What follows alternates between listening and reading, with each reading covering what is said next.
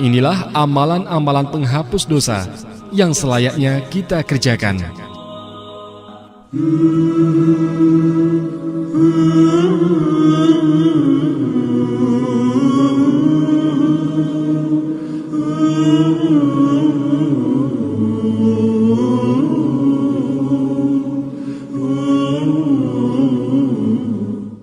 Termasuk amalan penghapus dosa yang ke-12 yaitu beristighfar.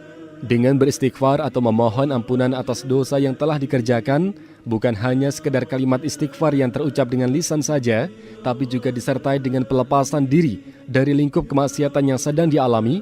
Itulah sempurnanya kalimat istighfar yang terucap dari seorang hamba Allah yang senantiasa ingin memperbaiki diri setiap hari.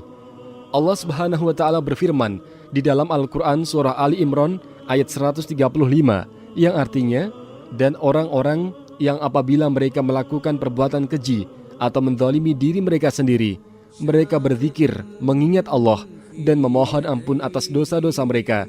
Siapa yang dapat mengampuni dosa selain Allah? Mereka tidak terus-menerus melakukan keburukan, sedangkan mereka mengetahuinya. Makna dari ayat tersebut adalah apabila kita melakukan suatu dosa, maka hendaklah kita segera bertaubat dan beristighfar kepada Allah Subhanahu wa Ta'ala dan berusaha keras untuk tidak mengulanginya lagi. Memang sebagai hambanya yang lemah ini kadang kita terjerumus ke dalam suatu perbuatan dosa. Hal ini disebabkan karena syaitan tidak akan berhenti menggoda kita dan membiarkan kita berada di atas kebenaran.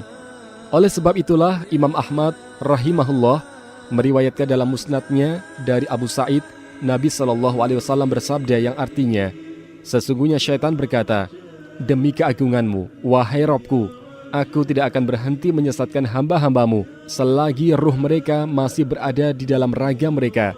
Kemudian Allah berfirman, demi kegagahanku dan kemuliaanku, aku akan selalu mengampuni dosa mereka selagi mereka memohon ampun kepadaku. Hadis tersebut menerangkan kepada kita bahwa syaitan pun sebenarnya mengakui bahwa Allah adalah yang maha gagah dan perkasa, serta syaitan pun juga mengakui bahwa Allah adalah Rabb-Nya. Tapi syaitan dengan seluruh kedurhakaannya pada Allah telah berjanji untuk selalu menggoda hamba Allah selama nyawa si hamba tersebut masih berada di dalam tubuhnya. Dengan janji syaitan tersebut, maka Allah juga berjanji untuk mengampuni dosa hambanya selama hamba tersebut memohon ampun atau bertaubat kepadanya.